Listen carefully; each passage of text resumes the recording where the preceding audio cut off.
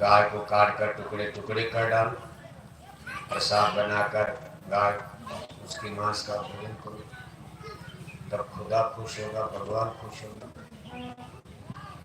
हिंदू गाय की सेवा में पुण्य मानते हैं, और मुसलमान गाय को कहा गाय मारा ईद मुबारक, बकरी मार लिया बकरी ईद मुबारक।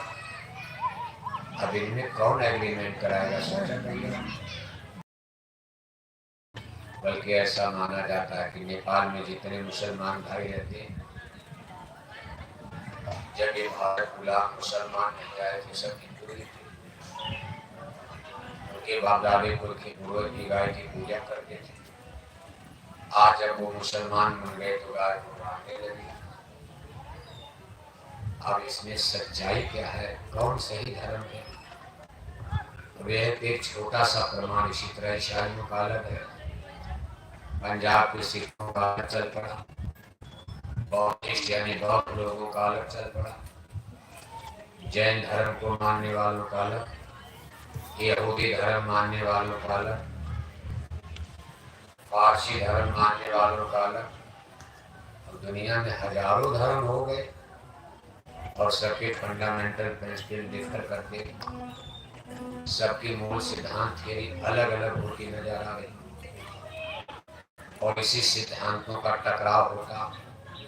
हिंदू कहेंगे भाई हमारा शरीर है, मुसलमान दावा करते नहीं नहीं हमारा शरीर है, हिंदू लोग काफिर हैं और मुसलमान सही हैं। इसी बात को लेकर के द्वंद्व हो जाते हैं। अपने हिंदू धर्म में क्या देखोगे, नाना गुरु नाना पंथ। कितने हिंदू गुरु लोग कहते भाई शाकाहारी धर्म सही है। यानी हिंदू धर्म में ही आप देखो कितनी शाखाएं हैं। कुछ हिंदू गुरुओं का मानना है कि शाकाहारी धर्म सही है, वेजिटेरियन लाइफ सिस्टम, जीव हिंसा मत करो, हत्या मत करो, किसी पशु पक्षी की सड़ी गली मुर्दा मांस मत खाओ, ये धर्म के विपरीत है।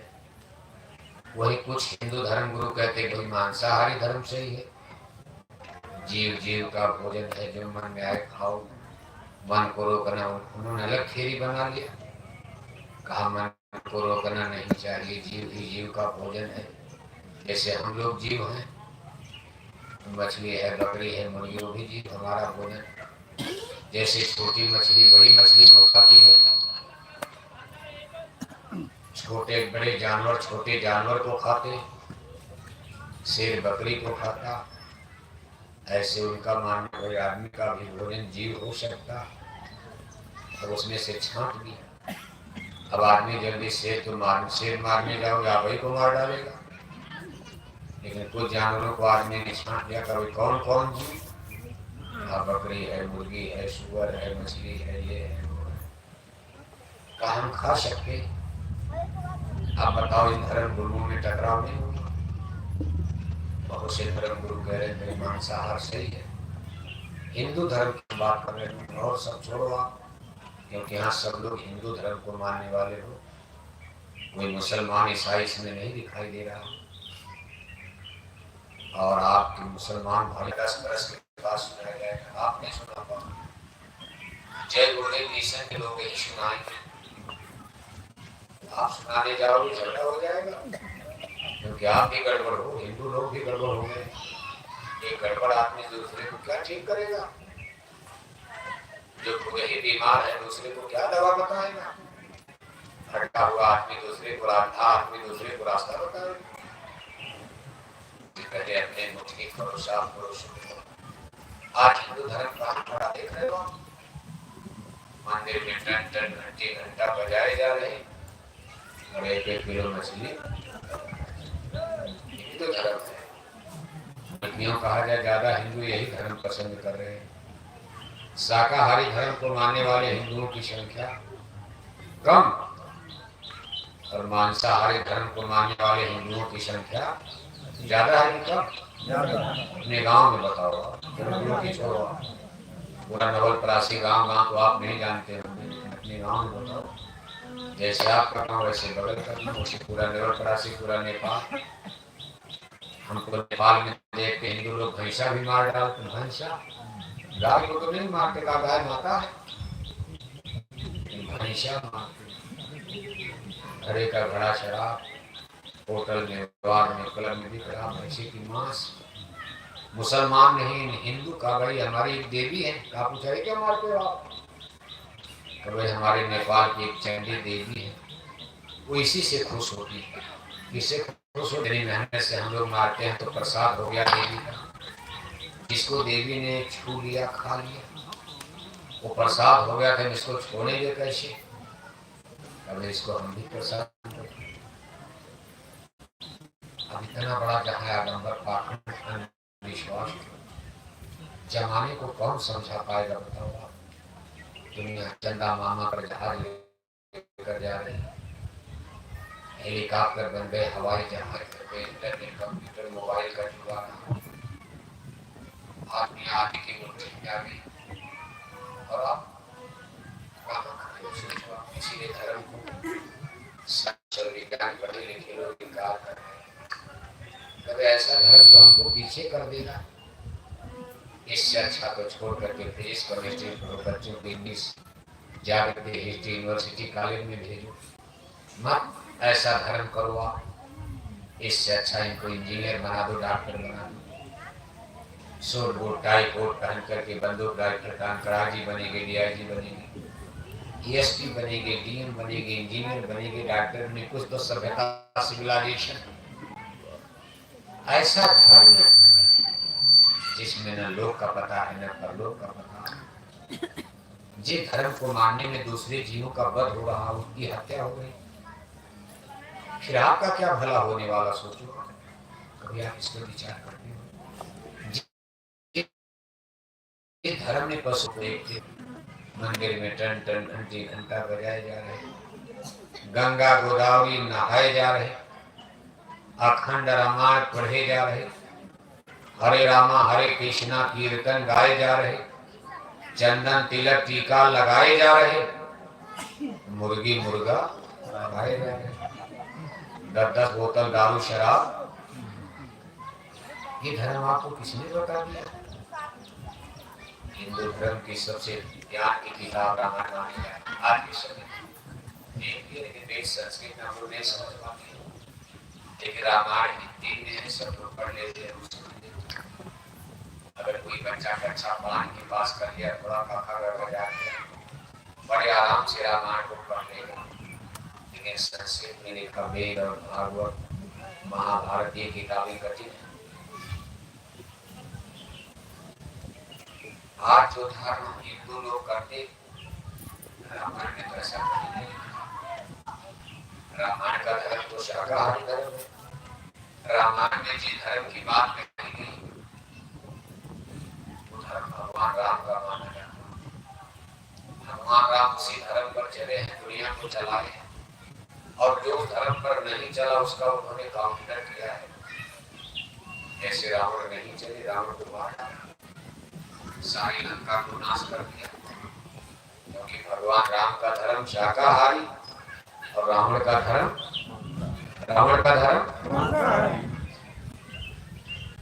भगवान कृष्ण का धर्म शाकाहारी, 5 पांडवों का धर्म शाकाहारी, 100 भाई कौरवों का धर्म। झगड़ा इसका हो तो हिंदू मुसलमान का झगड़ा था। राम रावण की लड़ाई इसी धर्म की थी भाई, सही धर्म और गलत धर्म। हिंदू मुसलमान तो तब थे ही नहीं, दुनिया में कोई हिंदू धर्म मुसलमान। आप सुन कर ताज्जुब होगा कि 5000 वर्ष पहले जब जदुवंश से कृष्ण अवतार, वही है हरण जब सगे मामा कंस की जेल में मथुरा में यदुवंश ने योगेश्वर श्री चंद्र जी महाराज ने उस परम पुरुष ने अवतार लिया। उसमें धरती पर जो एक धर्म चलता था उसको वैदिक धर्म कहा जाता। भगवान राम लाखों वर्ष पहले तब भी वैदिक धर्म, लेकिन वैदिक धर्म धरती पर कई लाख वर्ष तक चलता है। एक धर्म राजा रानी की लड़ाई पर राजे महाराजाओं को होता रहता था, किला महल किले जमीन जा जाती है, लेकिन धर्म के नाम पर युद्ध है। राम रावण का युद्ध है, धर्म और अधर्म का माना गया। यहाँ हम आप हिंदू मुसलमान का युद्ध करने के लिए तैयार हैं। हिंदू कहते भाई हमारा धर्म सही, मुसलमान कहते हमारा सही। उधर अंग्रेजी ईसाई कहते हमारा क्रिश्चियनिटी ईसाई धर्म सही है। पंजाब के सिख लोग करे हमारा सिख धर्म सही है। बौद्ध वाले अपना अलग झंडा उठाने को तैयार। और आपके नेपाल में तो बहुत से बौद्धिस्ट बौद्ध मठ महात्मा बुद्ध जी के समय में बन गए। आज के नेपाल में बहुत से लोग बौद्ध जगह जगह बने हुए मठ, बहुत से बौद्धिस्ट नजर आते हैं। ऐसे हिंदुओं का मंदिर, ऐसे बौद्ध धर्म के मानने वाले लोगों के मठ बने। जैसे हिंदुओं के पुजारी पंडित लोग मंदिर में, इनको धर्म गुरु कहा जाता है, ज्ञान को कमान उपदेश देने वाले, जनता को समझाएंगे, बताएंगे कि अपना धर्म बढ़ाओ। कुछ लोगों को समझाओ बुझाकर हिंदू से बौद्ध बनाओ, बौद्ध से हिंदू बनाओ, हिंदू से मुसलमान बनाओ, ये काम होगा। अगर वो हिंदू है ईसाई बना, तो ईसाई है तो हिंदू बना। ऐसे समय में धर्म युद्ध दुनिया के लिए खतरनाक हो सकता है। राजाओं की लड़ाई तो गनीमत है, अगर धर्म के नाम पर युद्ध खड़ा हो जाएगा।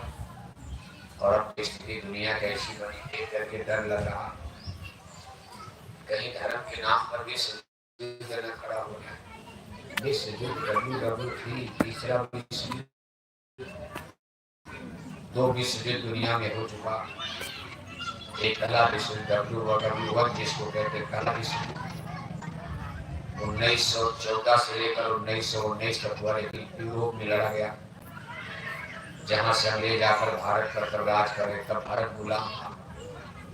उस विश्व युद्ध का भारत पर कोई असर नहीं पड़ा। भारत की सेना अंग्रेजों के लिए, अंग्रेजों की तरफ से लड़ने के लिए यूरोप गई। भारत विश्व युद्ध का कोई बहुत असर नहीं पड़ा। दूसरा विश्व युद्ध 1548 से लेकर 1948 से लेकर 1945 तक लड़ा गया। ये भी यूरोप में लड़ा गया। उस समय भी हमारा देश गुलाम था। यहाँ की सेना अंग्रेजों के लिए लड़ने के लिए फिर यूरोप गई। हिटलर ने भारतीय सेना को गिरफ्तार कर लिया। इसी सेना को नेताजी सुभाष चंद्र बोस ने फिर माना और जापान की मदद से अंग्रेजों के खिलाफ देखो बर्मा रंगून में लड़े। उसी समय अमेरिका ने जापान पर परमाणु बम डाल दिया। जापान की कमर टूट गई, हार गई। हिटलर हार गया, जापान हार गया। नेताजी सुभाष चंद्र बोस की गोल हार गई। नेताजी सुभाष चंद्र बोस को जो लोग साथ है उनकी टीम, जैसे जर्मनी के हिटलर और जापान, जब ये लोग मारे गए, हार गए। नेताजी सुभाष चंद्र बोस की फौज भी हार गई। कुछ गिरफ्तार कर लिए गए, कुछ फौज मार दी गई। आसाम के जंगल में, आसाम तक जब जीत आए थे। नेताजी कहाँ चले गए, आज तक गड़बड़ बना, पता नहीं चलता भाई कहाँ चले। ये दूसरा विश्व युद्ध है। लेकिन अब तीसरे विश्व युद्ध का देखो डंका, सबके हाथ में मोबाइल है, आप समाचार सुनते रहते हो। तीसरे WW3, अब तीसरे विश्व युद्ध का नगाड़ा बजने जा रहा। और ये विश्व युद्ध खतरा क्यों है? अब की बार विश्व युद्ध धर्म के नाम पर होने जा रहा। धर्म के नाम, ईसाइयों का, मुसलमानों का बहुत बड़ा संकट। हिंदू धर्म के मानने वाले तो केवल भारत नेपाल में मेजॉरिटी है, लेकिन मुसलमानों का देश दुनिया में 57 देश में मुसलमानों का राज है। 51 देश में ईसाइयों का राज है। सबसे ज्यादा परमाणु शक्ति, परमाणु बम ईसाइयों के पास है। मुसलमानों में पाकिस्तान के अलावा किसी देश के पास परमाणु बम नहीं। हिंदू धर्म का तो दुनिया में 2 देश है, भारत और नेपाल। उसकी तो बराबर बराबर पहलवान से होती है। 57 देश मुसलमानों का। बताओ भारत नेपाल केवल 2 देश हिंदुओं का। हिंदुओं का कई देश समझो। पहले आप केवल घंटा बजाते रहो शराब पीकर, हरे रामा हरे कृष्णा गाए जा रहे, दारू गांजा पिए जा रहे, क्या धर्म समझोगे आप? दुनिया कहाँ है, कहाँ आप खड़े हो? ऐसे धर्म बचने वाला भारत विश्वगुरु बन जाएगा। 57 देश दुनिया में मुसलमानों का है, 51 देश में ईसाइयों का राज चल रहा है, जैसे अमेरिका, ब्रिटेन, इटली, फ्रांस, सब कुछ। वहाँ भारत हिंदू धर्म को 2 देश में लोग सपोर्ट करते, भारत और नेपाल। लेकिन झगड़ा यहाँ भी, क्योंकि मुसलमान नेपाल में भी है, भारत में भी है। इसलिए जब दुनिया में युद्ध होगा, भारत में भी गृह खड़ा हो सकता है हिंदू मुसलमानों का। नेपाल में मुसलमान तो कम है, लेकिन जो भी है यहाँ भी धर्म के नाम पर द्वंद्व हो सकता। मुसलमान सोचेंगे काठमांडू पर हमारा झंडा गया, हिंदुओं का तो बड़ा ही है, भारत तो हिंदू देश, अब तो कम्युनिस्टों का। लेकिन सरकार बदल गई, लेकिन देश तो हिंदुओं का ही माना जाता है नेपाल को। जबकि कम्युनिस्ट राज चल रहा है, राजशाही चली गई राजाओं का। काठमांडू के राजाओं के समय में इसको हिंदू राष्ट्र कहा जाता था, हिंदू देश। लेकिन कम्युनिस्टी सरकार ने इसको डेमोक्रेट कर लिया, सोशलिस्ट और कम्युनिस्ट देश घोषित कर दिया कानून के हिसाब से। अब ये किसी धर्म का देश नहीं माना जाता, नेपाल जैसे भारत भी है, लेकिन मेजॉरिटी तो हिंदुओं की है। आज प्रधानमंत्री नेपाल में कोई मुसलमान बन पाएगा? जब बनेगा हिंदू बनेगा, या किसी पार्टी कांग्रेस का बन जाए या कम्युनिस्ट का बन जाए, सब हिंदू ही लोग हैं। कहने का कोई मतलब है कि ऐसी परिस्थिति में दुनिया में तलवारें खींचने वाला की बात, अगर विश्व युद्ध होता है, इसमें सबसे बड़ा खतरा परमाणु बम का प्रयोग, जिसको न्यूक्लियर वेपन्स कहते हैं। परमाणु बम की ताकत को समझो आप। आपका इतना बड़ा शहर काठमांडू है, काठमांडू को बनाने में बाप दादे पोते पूर्वजों को कम से कम 300-400 वर्ष का समय लग गया। इतना बड़ा काठमांडू शहर इतनी मेहनत 300 साल में बसाया गया। कोठी बनी, हवेली बनी, किले बने, महल बने, फैक्ट्री, कारखाना, सब कुछ। लेकिन अगर अमेरिका का 2 परमाणु बम, अमेरिका का, भारत का नहीं, भारत के पास भी परमाणु बम, नेपाल के पास नहीं, लेकिन भारत के पास परमाणु बम बहुत कम है। भारत से ज्यादा परमाणु बम पाकिस्तान ने बना लिया है। कितना बड़ा खतरा सोचो। भारत से ज्यादा परमाणु बम पाकिस्तान ने 2-4 ज्यादा बना लिया, अमेरिका के सहयोग से। किसी जमाने में पाकिस्तान के अमेरिका से दोस्ती चलती थी, तब भारत की दोस्ती रूस से थी। पाकिस्तान में ही, अमेरिका ने ही पाकिस्तान को शह देकर परमाणु बम की ताकत बना दी। अब तो खैर पाकिस्तान अमेरिका में उतनी नहीं पड़ती, अब तो अमेरिका का दोस्त भारत बन गया, उल्टा हो गया। भारत रूस का भी दोस्त है, अमेरिका ने फिर दोस्ती कर लिया।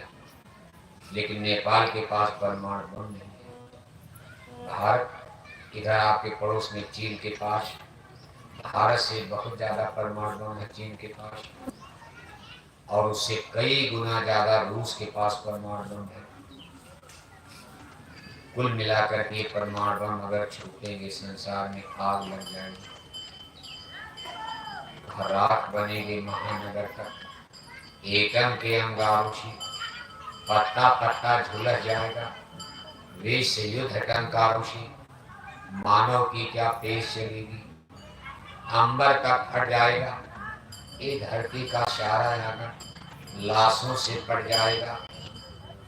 महाशक्तियां दुनिया भर की मिट्टी में मिल जाएंगी। क्रूर विधर्मी मानव की अकल ठिकाने आएगी। मानव की क्या पेश चलेगी, अंबर तक फट जाएगा, ये धरती का सारा नगर लाशों से भर जाएगा। जानवर भी मरेंगे जब परमाणु बम गिरेगा। गाय बैल भैंस के साथ साथ आदमी भी मरेंगे। जितने जीव जंतु, चिड़िया पक्षी जानवर सब मरेंगे। ये पेड़ पौधे खड़े खड़े जल करके सब में आग लग जाएगी। इतना टेम्परेचर उसमें होता, गर्मी कोई बर्दाश्त नहीं। धरती गोला बन जाएगी आपका अगर परमाणु बम छूटने लगे। इतना लोगों ने, आदमी ने बना करके रख लिया, रूस अमेरिका तमाम देशों में। और ये विश्व युद्ध बिल्कुल महाने पर नजर आ रहा है। दुनिया में आप देखते रोज झगड़ा हो रहा, कभी रूस में, कभी यहाँ, कहीं वहाँ, कहीं वहाँ। हिंदू मुसलमानों का तो छोड़ो आप, तमाम देश आपस में टक्कर की स्थिति में बने। और चूंकि ये विश्व युद्ध धर्म के नाम पर होने जा रहा है, इसलिए अगर धर्म का सही ज्ञान हो जाएगा, हम लोग संसार को विश्व युद्ध से बचा सकते हैं। इसलिए जय गुरुदेव मिशन की तरफ से मेहनत हुई। लोगों को हो सकता है धर्म समझ में आ जाए, मान जाए, समझ जाए, हिंदू मुसलमान प्रेम कर ले, तब भी युद्ध रुक सकता है। तब क्यों जमीन जायदाद का झगड़ा आपस के देश थोड़ा मोड़ा दाएं बाएं अपनी सीमा सरहद के लिए लड़ाई लड़ेंगे, वो विश्व युद्ध नहीं होगा। लेकिन अगर धर्म की परिभाषा को मनुष्य ने आज नहीं समझा, सही धर्म को लोग नहीं समझ पाए, तो धर्म के नाम पर दुनिया में खेमा बन रहा है मुसलमानों का, ईसाइयों का। एक तरफ अमेरिका वाली गोल है, एक तरफ पाकिस्तान, दुबई, सऊदी अरब मुसलमानों की गोल है। भारत भी किसी गोल में शामिल हो जाए तो बचना नहीं। गोल तो दो ही बनेगी, कौरव पांडव। सभी राजाओं किसी ने चुनना भाई, चाहे कौरव दल पकड़ो चाहे गोल हो ही। कुछ राजा पांडव दल में गए, ज्यादा राजा कौरव दल में चले गए। ऐसे दो देश भारत और नेपाल जो हिंदू देश है, ये भी कोई न कोई गोल पकड़ लेगा। अमेरिका वाली चाहे पाकिस्तान से भारत की पड़ती नहीं, इसलिए भारत भी पाकिस्तान के साथ जा नहीं सकता। चीन से भी भारत की नहीं पड़ती, चीन देश है, भारत के गरीब चीन बनती है। अमेरिका वाली ईसाइयों की का कुल मतलब है कि इसलिए धर्म को समझो, कौन सही धर्म है कौन गलत। आज जय गुरुदेव मिशन शाश्वत इस सिद्धांत थ्योरी को लेकर लोगों को समझाने बताने का, यानी जैसे कहीं आग लगी है, 2 लोटा पानी, 1 बाल्टी पानी लेकर कोई आग, और लगी आग में कोई लकड़ी लेकर डाल दे, आग और भड़क जाएगी। मान लो आग लगी है, पानी डालोगे तब बुझेगी, लकड़ी डाल दिया उसे, आप थोड़ा पुआल डाल दो, थोड़ा सरपट डाल दो, थोड़ा सूखड़ी कंडी डाल दो, आग बुझेगी कि बढ़ेगी? और आपने 1 बाल्टी 2 बाल्टी पानी डाल दिया, कुछ तो बुझेगी। इसलिए जय गुरुदेव मिशन दमकला, दमकला जानते दमकला यहाँ आग लगती दोपहर में दमकला बुलाया, जल्दी दमकला बुलाओ। आग जो है दमकला से, पानी से बुझती है। जय गुरुदेव धर्म प्रचारक संस्था दमकला क्या है? सो रहे गिरी जाएंगे नीचे, बाबू कुर्सी आपकी धंस रही है, तो थोड़ी देर में नीचे आएंगे, कहीं और जगह आ जाएगी, कुर्सी हटा दीजिए, आगे आइए, आगे आइए कि नहीं लगी, थोड़ा शर्म हो लगेगी, सबके सामने रहेंगे तो लाज लगेगी, नहीं सुनेंगे। तो देखो आप, जय गुरुदेव धर्म प्रचारक संस्था एक दमकला है, आग बुझाने वाली, जहाँ झगड़ा हो रहा उसको बुझाने। और दुनिया में जितने धर्म है क्या है? क्या आग लगाने वाले, आग लगाते हैं, सूखी लकड़ी डाल देंगे, उसी में तब तक और डाल देंगे, सूखा सरपट डाल देंगे और भर जाएगा। तब सरकार को मिलिट्री पावर का प्रयोग करना, भाषण वोषण से, सत्संग वत्संग से तो काम नहीं बनता। सब भक्ता रहे, एक तो मुसलमान ये मारो काटो, सिख पंजाब में सिखों का भी वो भी बंदूकें लेकर बस हमारा खालिस्तान बना दो। तब सरकार मिलिट्री भेजती है, भाई इनको मार पीट कर ठीक करो। 150 मारे जाते, पुलिस के सिपाही, मिलिट्री के सिपाही, हिंदू मुसलमान का दंगा था, गोलियां चलाते, कर्फ्यू लगा दिया जाता। 2-4 दिन जब इनको दूध सब्जी कुछ नहीं मिलता तब ठंडा हो जाते, नशा उतर जाता। लेकिन 10-20 तो मर गए, बच्चे बच्चे, बूढ़े जवान, नौजवान तो भाग जाते, घर में बेचारे बूढ़े बच्चे वही मारे जाते हैं। जो गलती किया हो तो निकल जाता, झगड़ा करा कर, घर बूढ़े बूढ़े वही अच्छे बच्चे, औरतें मारी जाती। इसलिए कुछ दिन के बाद आपकी समझ में आएगा जय गुरुदेव मिशन क्या है, संतों की वाणी क्या होती। संत कभी झगड़ा नहीं लगा, संत तो प्यार, संत का मतलब ये प्यार, संतों का मतलब दया, संतों महात्माओं का मतलब है लोगों के अंदर करुणा, जीवों पर दया करो। आगे धर्म क्या था, मतलब क्या था? धर्म एक आधा जीवों पर दया करो। दया कैसे आएगी? बकरी मारकर दया आएगी? गाय मारकर दया आएगी? नहीं। जो कसाई 100 बकरी रोज मार रहा तलवार से, उसको तो आदमी की गर्दन काटने में क्या गया है, उसको तो ट्रेनिंग है, बचपन से ही ट्रेनिंग है। शिकार करो, मछली मारो, फिर बकरी मारो, मुर्गी मारो। और कोई आदमी बचपन से ही साधु है, चींटी मारना भी पाप समझता, उसके हाथ में तलवार दे दो कि आदमी को मार दो, काट दो, 1 लाख रुपया हम आपको दे दो, तलवार नीचे गिर जाएगी, नहीं मारेगा। आदमी का संस्कार होगा। और एक चीज, संगत से भक्ति बिगड़ती है। अच्छी संगत में रहोगे, अच्छी संगत, गलत संगत मिल गई तो पूर्ण कुसंगत पाए नशे, गलत लोगों का साथ, गलत लोगों की संगत, धीरे धीरे आदमी में यानी बुराई आने लगता। इसीलिए और उसी भीड़ में धीरे से घुस करके बैठ गया। लेकिन जब उसने देखा है तो महात्मा जी का सत्संग, तो उसको अपने पिता की बात याद आ गई। सत्संग सुनने न जाना, पिताजी ने कहा। उसने अपना दोनों कान पकड़ा, सत्संग सुनो नहीं, जोर से दोनों कान ऐसे बंद कि महात्मा जी के सत्संग का एक वचन मेरे कान में न आने पाए। इधर जब सिपाही गए तो देख दिया वैसी भीड़ में लड़का गया चोर। इधर जहाँ जनता कथा सुन रही, किसको चोर कहा गया है। लेकिन जब सिपाही घूमकर देख रही, देख लड़का कान में उंगली डाल के बैठा। सिपाही ने तो चालाक लगाया होगी, मालूम पड़ता यही चोर होगा, क्योंकि सत्संग में कान क्यों बंद किया है कि कुछ गड़बड़ मटेरियल है। लड़के को पकड़ा, डंडा बजाया, लेकिन वो इतना भाग चोर, अपनी चोरी उसने स्वीकार नहीं किया। राजा के पास खबर गई, कहा महाराज तो कहता हमने चोरी नहीं किया। राजा ने कहा भाई तब उसको छोड़ दो। जब वो कह रहा कि इतना मार पड़ी और नहीं मान रहा तो उसको छोड़ दो, चोर नहीं होगा, तुम लोगों ने गलत पकड़ लिया होगा। तो राजा के दरबार में एक महिला विभाग में सीआईडी बोलते, एक औरत, उसने कहा महाराज हमको आप 1 दिन का समय दीजिए, मैं सही पता लगा दूंगी। राजा ने कहा 2 दिन का समय ले लो, जाओ। अब देखो उस औरत ने अपना चंडी का रूप बनाया। जैसे आप नवरात्रि में देवी की पूजा के लिए मूर्ति लाते हो, 9 पूजा 8 पूजा वाली देवी, 2 हाथ तो सबके पास, तमाम लकड़ी के, मिट्टी के, पत्थर के हाथ नकली बनाकर 8 पूजा वाली देवी। उसके बाद 2 हाथ उठा, उसने 2 भुजा और बना दिया, 4 भुजा वाली चंडी बन गई। अपने बाल बिखेर लिए, आंखें बिल्कुल लाल, चेहरा काला कर लिया, एक हाथ में खप्पर, एक हाथ में तलवार लेकर ललकारती थी। दिन दहाड़े जहाँ बच्चा जेल में लड़का बंद था, कमरे के गेट के दरवाजे के सामने जाकर जोर से ललकारने लगी, देख मैं इस राज की देवी यानी कुल देवी चंडी हूँ, तो अगर हमसे झूठ बोलेगा तो श्राप देकर भस्म कर दूंगी। लड़का देख करके डर गया, तो वास्तव कोई देवी है, ऐसा चेहरा तो उसने देखा नहीं।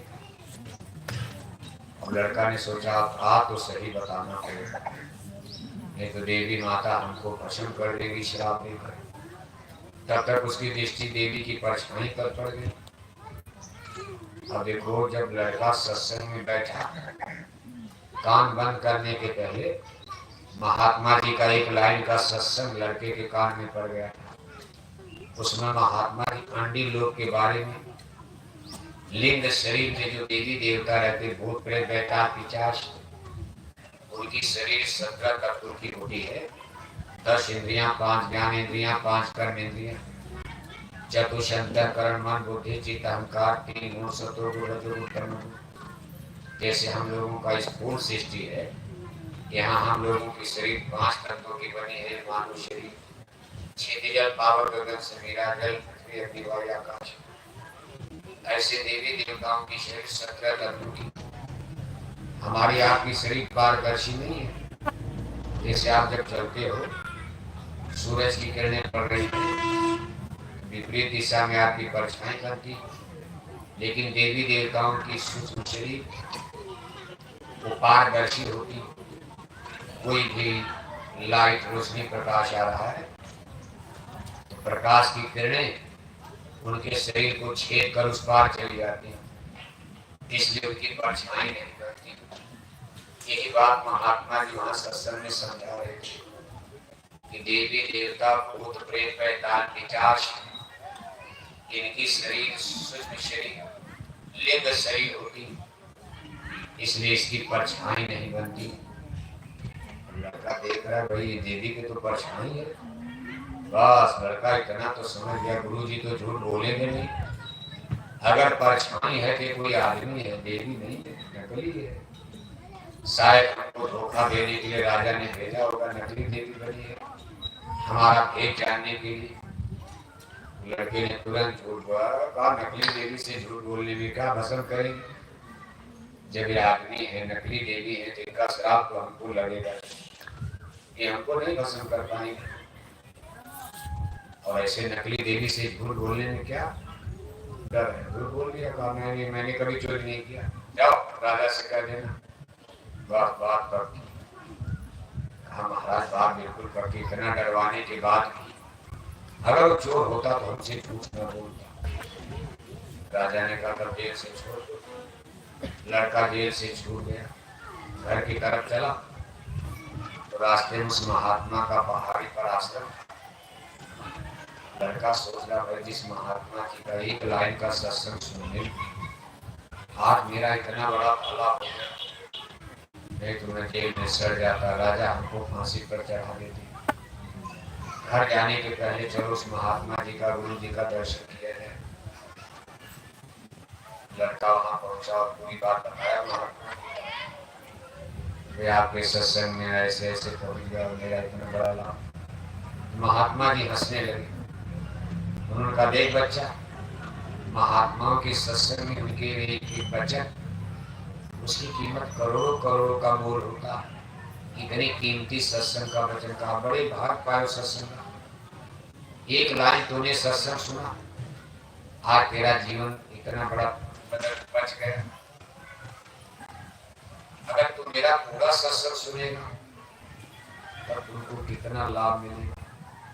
और अगर कहीं बराबर सुनता रहेगा जीवन भर, समय निकाल कर, मान लो रोज रोज हंसने सत्संग तो कोई करेगा नहीं, थोड़े थोड़े रोज आपके गांव में डेरा डालेंगे, बहुत बड़ा नेपाल है, बहुत बड़ा हिंदुस्तान, और आपके पास भी इतनी फुर्सत नहीं हो सत्संग में सुनो। गेहूं की कटाई मड़ाई भी तो करनी है, तो पानी बरस जाएगा, क्या खाओगे आप। लेकिन इसी में से सत्संग निकाल कर कभी कभी हफ्ता में, 15 दिन में, महीने में, 2 महीने में, कहा बहुत काल जब कर सत्संग का तब भी है सब संशय। जैसे विद्यार्थी स्कूल में पढ़ने जाता है, दिन रात तो पढ़ता नहीं, 8 घंटे स्कूल में, बाकी 16 घंटे अपने घर में आता, नहाना खाना, मेला ठेला देखना, घूमना टहलना, मंडी बाजार। इसी तरह कभी कभी सत्संग जीवन में रोज बराबर हफ्ते 2 हफ्ते में मिलता रहेगा तो जीवन बदल जाता। वही चीज गुरु जी लड़के को समझा कि बच्चा तो समय निकाल कर जब भी सत्संग आया कर, तेरे पिता ने तुमको गलत शिक्षा दे दिया कि सत्संग मत सुनना और जीवन भर चोरी करते रहना। हम तुमको बता रहे सत्संग सुना करो और इस चोरी का काम तुम छोड़ दो। आज से चोरी का काम मत करो, सब लोग चोरी से ही रोटी नहीं खाते, दुनिया में बहुत सारे काम हैं, कोई भी मेहनत मजदूरी का काम करके अपनी रोजी रोटी चलो। लड़का ने कहा सत्य कथा देखो, जहाँ इतना बड़ा लाभ मिला था भरोसा कर गया था। लड़का उस महात्मा जी की बात को बिल्कुल पक्का मान गया, चोरी का काम छोड़ दिया, मेहनत मजदूरी से गुजर बसर करने लगा और हफ्ते 2 हफ्ते में गुरु जी के आश्रम में आना जाना शुरू कर दिया। बराबर सत्संग सुनता रहा। इसके बाद महात्मा जी ने कहा बच्चा, अरे भाई दुनिया का काम तो चलता रहेगा, सबको संसार छोड़कर जाना, यहाँ कोई बहुत रहता नहीं, सब लोग चले गए। हमारे आपके पहले जितने लोग आए चले गए, एक राजा था एक रानी, मर गए राजा मर गए रानी, हो गई खत्म। जब काठमांडू के सब राजा रानी चले गए, उनका किला बना देख रहे हो, कितनी मेहनत से पहाड़ में किला बनाया होगा, कितने सुंदर सुंदर महल मेहनत से बनाया होगा। आज कोई राजा रानी सब चले गए। आप क्या अमर का पट्टा लेकर आए हो, मैनेज मार्टर। एक दिन आपको भी चलना है, और जब चलना है तो शरीर तो नष्ट हो जाएगा चलने की। इसको लोग आग में जलाएंगे, सूरज की तरह चमकता चेहरा, सोने की तरह से चमकती है काया शरीर, एक दिन आग में जलकर मुट्ठी भर राख हो जाएगी। मिट्टी मिट्टी में मिलकर मिट्टी बन जाएगा। शरीर का खेल आपका खत्म, लेकिन आत्मा, अरे हम न मरे मरे हैं संसार, आत्मा कभी नहीं मरेगी। आत्मा तो अमरे रबी बताई गई है, अजर अमर विनाशी बताई गई। अब इस आत्मा जिसको जिंदा रहना, उसके लिए आप कोई घर नहीं बनाए, उसके लिए कोई इंतजाम नहीं कर रहे हो। रोटी कपड़ा मकान सब शरीर के लिए कि आप कितना सुंदर कोठी बनाओ, कब तक, जब तक ये शरीर है, उसके बाद इसमें रहोगे आप। अगर इस कोठी में रहोगे भी तो भूत बनकर रहोगे, अगर आओगे भी लौट के यहाँ आना है, नहीं आओगे घर कहीं रहोगे। और नवल पराशी में आओगे इस शरीर के मरने के बाद, चलने के बाद, तो भूत बनकर घर में रहोगे। घर वाले कहेंगे महाराज घर में भूत आ गया, लोग कहेंगे आपके दादा हैं, आप होगे दादा हैं लेकिन इनको घर के बाहर निकालो, भूत बन गए, हमारे घर को परेशान कर रहे हैं। ये दादा नहीं हो सकते, दादा होते तो हमको खिलौना मिठाई लाते, दादा तो बढ़िया बढ़िया कपड़ा लाते थे, खिलौना लाते थे, मिठाई लाते थे। और आज दादा हमारे घर में हमारी बहू को परेशान कर रहे हैं, हमारे बेटे को परेशान कर रहे हैं, रोग सबको बीमारी दे रहे। महाराज इस भूत को ले चलो काठमांडू में, जंगल में बैठा वो ही पड़ा रहेगा। कितना पैसा आप खर्च करते दादा को घर से निकालने के लिए, और मान लो भूत नहीं तो गाय बनकर आ गए, बैल बनकर आ गए, क्या करोगे आप? दादा आ गए लेकिन कुत्ता बनकर आ गए, बिल्ला बनकर आ गए। आकर 4,84,000 योनि भ्रमत ये जीव अविनाशी, वो जन्म और पुनर्जन्म की खेल इसी पर चला। ये नहीं कि बार बार आदमी का जन्म मिलेगा। आज मानव जन्म, अच्छा काम करके चलो तो फिर मानव जन्म, भगवान का भजन कर लो तो मुक्ति मोक्ष मिल जाए, जन्म मरण खत्म। और बुरा पाप कर्म करके मरोगे अगर, गाय बैल कुत्ता बिल्ला बनकर नवल पराशी में तोता मैना कौवा कोयल बनाकर आम जामुन पीकर के पेट पर बैठा दिए जाओगे, अपने ही घर में कुत्ता बिल्ला बनकर पैदा हो जाओगे, कौन पहचानेगा आपको? जहाँ कुत्ता कुतिया दिखाई देगी घर वाले डंडा मारेंगे, रोटी देंगे, जहाँ देखेंगे डंडा मार भगाओ कुतिया को घर से। बड़े घरन के बूटिया सत्संग सुनन ना जाए, देह कारण कुतिया बनी, घर घर डंडा, घर जहाँ जाओ डंडे मिलता कुतिया। आज तो आप जाते रिश्तेदारी में स्वागत होता, लोग पैर छूते, जिस दिन कुतिया बन गए रोज कहीं भी जाओ डंडा बजेगा, कोई पैर छुएगा, रोटी देगा, कितनी बेइज्जती की जाती। इसलिए गुरु महाराज कहते भाई अपने जीव पर कोई दया पालो, अपनी जीवात्मा पर भी दया करो, शरीर पर दया करते हो। रात गंवाई सोई के बिना गंवायो खाए, हीरा जन्म अमूल था कौड़ी बदले जाए। और खाना सोना ये सब तो शरीर के लिए क्रिया है, लौकिक क्रिया। गुरु महाराज कहते भाई अपनी आत्मा के लिए भी कुछ कर लो, अपने जीव पर कोई दया पालो। 84 का आगे कुंड में छीन छीन रही, वही की किताब में कौन सा आई, सदगुरु संग किया ना भाई। जो आपके वहां मदद करेंगे उनको सदगुरु संग करेंगे, उनका तो आपने सहारा ही नहीं लिया। जिनके सहारे आप जीवन जी रहे, इसमें कोई आपके साथ जाएगा नहीं। अगर सदगुरु हैं, संत हैं, यही वो पुरुष है इस संसार में जो मौत के बाद भी आपके साथ चलेंगे, साथ देंगे आपको। बाकी यहाँ की करो रिश्ता नाता दोस्त मित्र बना लो, कब तक आपका साथ देंगे? जब तक आप जिंदा हो। आपके लिए बंदूक चलाएंगे, बम चलाएंगे, आपके लिए झगड़ा करेंगे, अस्पताल पहुंचाएंगे, दवा कराएंगे। लेकिन जिस दिन मौत की शहजादी आ गई, हंस जब जब उड़ा तो अकेला उड़ा, आप इस पिंड पिंजरे से निकल कर चल दिए, उसमें न कोई डॉक्टर, न कोई वैद्य, न कोई हकीम, न कोई घर वाला, न कोई परिवार वाला, न कोई सगा, न संबंधी, न दोस्त, न मित्र। बस एक ही शक्ति जो मौत के बाद हमारा साथ निभा सकते, वो सतगुरु कहा जाता है। कहा सतगुरु करो खोज कर भाई, इसलिए सभी महापुरुष कहते अपने जीवन में किसी सतगुरु की खोज करो।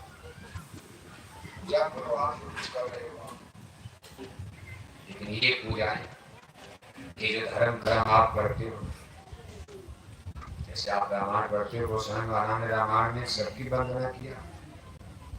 गोस्वामी महाराज ने जब रामायण लिखा, उसने देखो भगवान ब्रह्मा के लिए भी श्लोक लिख दिया, भगवान विष्णु के लिए भी लिख दिया, माता पार्वती लक्ष्मी के लिए भी लिख दिया, बजरंगबली हनुमान के लिए हनुमान चालीसा लिख दिया। ये सबकी वंदना करने के बाद उसका निचोड़ क्या बताया? गुरु भी भाव ने करे न कोई, जो मेरे शिष्य कर सब करो पूजा। लेकिन मुक्ति और मोक्ष ये गुरु के ही हाथ में रहता, कोई नहीं दे सकता। जिसके पास जो चीज हो वो मांगो वही तो देगा। मान लो कोई मूली गाजर सब्जी बेच रहा है, कोई दुकानदार के पास सब्जी है, आपका दोस्त है, आपसे खुश हो गया, आप झोला लेकर गए, 1 किलो सब्जी आपके झोला में 2 किलो डाल देगा, पैसा नहीं देगा। अगर आपको सोना चांदी हीरा चाहिए, सब्जी की दुकान पर हीरा सोना चांदी मिलेगा? उसके लिए आपको किसी जौहरी सुनार से दोस्ती करनी पड़ेगी। उसका दोस्त बन जाओगे, जिसके पास सोना चांदी हीरा है वही तो देगा। इसी तरह से जो कुछ मुक्ति और मोक्ष का या मूलक दौलत, ये संतों के पास होती है। भगवान ब्रह्मा अपने पुत्र लोमस से खुद कहते, लोमस ऋषि सुनो ये बात, मुक्ति है संतन के पास। मुक्ति और मोक्ष संतों के खजाने में रहती। देवी देवता, गंगा जमुना तीर्थ मूर्त पेड़ पौधे देवालय शिवालय, यहाँ मुक्ति इनके पास नहीं है। गंगा मैया की पूजा करोगे, सभी नदी तालाब सूख जाएंगे, गंगा का पानी कभी नहीं सूखता, आपकी प्यास जाएगी। इसलिए तो गंगा की पूजा होती है।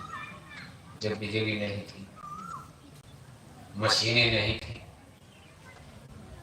उस समय सारी नदियां जब सूख जाती थी, जैसे अप्रैल मई जून का महीना आ रहा, जेठ का, पानी बरसना बंद, नदी नाले सूख गए, तो सब लोग अपना अपना जानवर और लेकर नदियों के किनारे जाते थे, जो कभी सूखी से गंडक।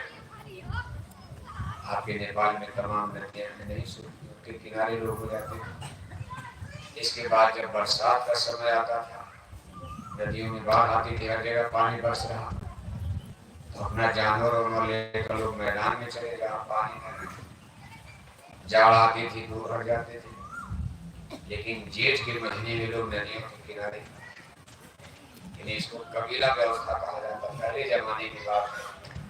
तब लोग परमानेंट गांव घर नहीं बनाते, समय के हिसाब से अपना करने तो जाए। गर्मी में पानी कहाँ मिलेगा? कहीं कुआं नहीं, ट्यूबवेल नहीं, पंपिंग सेट नहीं, बिजली नहीं, कुछ नहीं। कबीले के लोग ने जो झुंड बनाकर एक जगह दूसरे स्थान पर, इसीलिए नदियों की पूजा शुरू हो गई कि हे माता, हमारे जीवन के लिए पानी इतना जरूरी है, हम आपकी पूजा करते हैं, आप खुश रहना, कभी आप भी मत सूख जाना। जब हमारे नदी तालाब कुएं सूख जाएंगे, अगर जेठ के महीने में ही गंगा माता गंडक आप सूख गई, तो हम सब लोग पानी बिना मर जाएंगे। 2 दिन पानी न मिले कोई जिंदा बचेगा? भोजन 1 हफ्ता न मिले आप जी लोगे, लेकिन अगर पानी 2-3 दिन पीने को न मिले तो आदमी बेहोश होकर जमीन पकड़ लेगा। इसीलिए नदियों की पूजा प्रारंभ हो गई, पानी का स्रोत है। गाय की पूजा क्यों होने लगी? उस समय मांसाहार कम था, धरती पर लोग मांस कम खाते थे, भोजन में लोग शाकाहारी ज्यादा थे, और लोगों के भोजन में दूध दही मक्खन घी आधा से ज्यादा। कोई घर में कह पा गया बस तो रोटी बना दिया, दूध से, दही से, मक्खन से, घी से काम चल गया। और ये सबसे ज्यादा मिलता था गाय से। गाय के बछड़े, खेती के कब तक ट्रैक्टर मशीन नहीं थी, क्रेन नहीं थी, सब काम बैल और बछड़े करते थे। बैल और बछड़े जो हमारी खेती के काम, ये भी गाय माता से मिलते थे, इसलिए गाय को माता मानकर पूजा शुरू हो गई। आज आप ना भी पूजा करो तो क्या फर्क पड़ता है? गाय को मार डालो, काट डालो, गरीब हो जाओगे। मुसलमान भाई गाय को इतना मारते, सबसे बड़ी कोठी उन्हीं की बनती है, तो गाय को मार रहे। गाय का भोजन करो, दूध नहीं, गाय की मांस खाओ, और दूध नहीं, गाय को ही मार के खाए। क्या मुसलमान गरीब हो गए? बड़ी बड़ी कोठी मुसलमानों की, गोरखपुर चले जाओ, आजमगढ़ चले जाओ, काठमांडू चले जाओ, हिंदुओं की कोठी तो कम, मुसलमानों की कोठी और बड़ी है। लेकिन आज भी कुछ हो सकता, कभी फिर गाय की जरूरत पड़ जाए। आज भी गाय की जो जैसे बीमारी बढ़ रही, कि मांसाहार से बढ़ रही, जैसे जय गुरुदेव मिशन में बता रहे, डॉक्टर तो नहीं मान रहे। जय गुरुदेव मिशन की तरफ जैसे हम लोग तो समझा रहे कि बड़ी बड़ी बीमारी, और पाल रहे हैं मांस खाने से। आदमी के शरीर में जब जानवर की मांस जाएगी, आदमी के खून में जब जानवर का खून मिलेगा, इसका साइड इफेक्ट रिएक्शन, फिर बड़ी बड़ी बीमारियां शरीर में जन्म लेंगी। जय गुरुदेव मिशन की तरफ इसका प्रचार तो हो रहा, लेकिन डॉक्टर लोग, मेडिकल साइंस अभी इसको नहीं मालूम कर रहे। मछली में विटामिन डी है, अंडा में विटामिन सी है। डॉक्टर लोग फल फूल खाने का, मौसमी का जूस पियो, फल खाओ, सेब खाया करो, लेकिन इसी के साथ साथ डॉक्टर लोग कहते 2 अंडा रोज खाया करो। अंडा भी बताते हैं कि इससे भी काम होगा, आपका लाभ मिलेगा। फल भी खाओ, ऐसा नहीं डॉक्टर फल नहीं, फल भी खाओ, हरी सब्जी खाओ। बीमार आदमी कहते भाई आप जरा थोड़ा दूध भी खाया करो, थोड़ा घी भी खाया करो, लेकिन और ज्यादा लाभ चाहते 2 अंडा भी रोज खाया करो। ये जोड़ देते हैं डॉक्टर लोग। जय गुरुदेव मिशन इसका विरोध कर रहा। हमारी बात को लोग इसलिए नहीं मानते, ज्यादा लोग उधर हो गए हैं। मेजॉरिटी तो मांसाहारियों की ज्यादा होती है। जितने हिंदू शाकाहारी, उसका 4 गुना हिंदू। एक हिंदू शाकाहारी तो सामने 4 हिंदू। तो जितने हिंदू शाकाहारी, उसका 4 गुना हिंदू। हम लोगों की बात को कौन मानने वाला है? 4 गुना वो है मांसाहारी।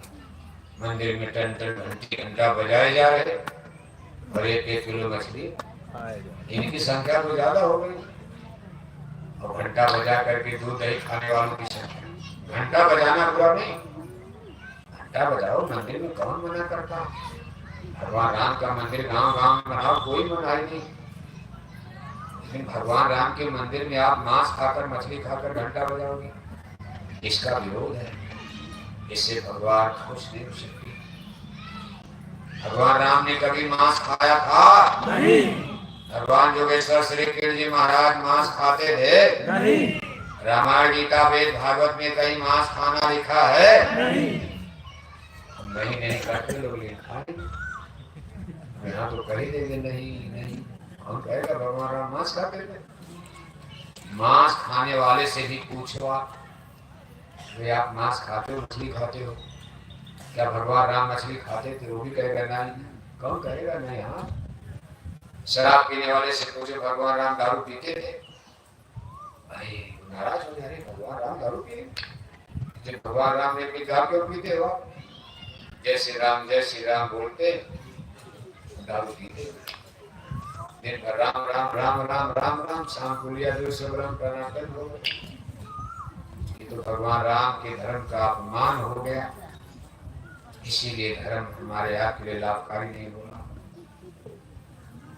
इसलिए जय गुरुदेव मिशन की तरफ से देखो, लाखों भाई लोग बोरा पहनकर, लाखों लाख भाई बहने शाकाहारी जैकेट पहनकर। अब तो हमारे पूज हजूर महाराज जी का मथुरा दरबार से आदेश हुआ, एक गांव गोद लेकर अभी लोग घर घर जा रहे हैं। लोगों को समझाया जाए, बताया जाए, तो ऐसा कहने सब लोग माने जाएंगे। भी हो सकता कोई विभीषण कहीं कहीं किसी घर में, किसी गांव में, कहीं 1, कहीं 2, कहीं 10 विभीषण की तरह से कुछ लोग निकल जाएंगे। कम से कम धर्म समझ में आ जाए और कहने के लिए हो जाए, भाई इनको समझाया गया लेकिन नहीं माने। ये तो कोई नहीं कहेगा नहीं हमको कोई बताया नहीं, समझाया नहीं। बाकी मनाने के लिए भगवान, जब भगवान को मनाना है, बनाना है, समझाना है, जिम्मेदारी तो भगवान को हम लोग ठेका लेकर आए। संत महात्मा दुनिया में अपना काम करते हैं। मास्टर पढ़ा रहा, विद्यार्थी ने पढ़े, जो डाकू बन जाए मास्टर का नुकसान होगा, विद्यार्थी होगा।